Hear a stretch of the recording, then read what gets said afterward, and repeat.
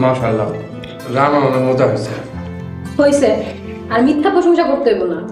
আমি কেমন রান্ধি আমি জানি। আচ্ছা, আপনার বেশভূষা দেখে তো মনে হয় আপনি ভালো মানুষ, কিন্তু এমন মিথ্যা কথা কইতেছেন কেন? আহা জান্নাত, এইভাবে কথা কয় না। মুসাফির, আমার মাইয়ার কথা কিছু মনে করেন না। আসলে আমার ওই যে রান্না বাড়া করে যে কাজের মাইয়াটা ও ছুটিতে গেছে।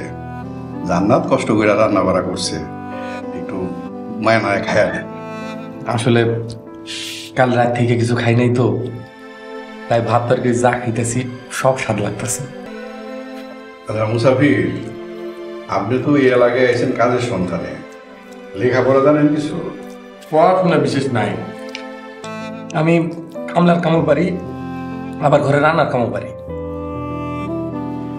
কামলার কাজ করার মতন তো আমার বাড়িতে তেমন সুযোগ নাই।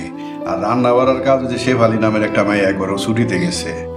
তবে বাজার সদাই করা, বাড়িঘর দেখভাল করার জন্য একজন মানুষ অবশ্য লাগে। তাইলে আপনি আমার কাম দিতে পারেন।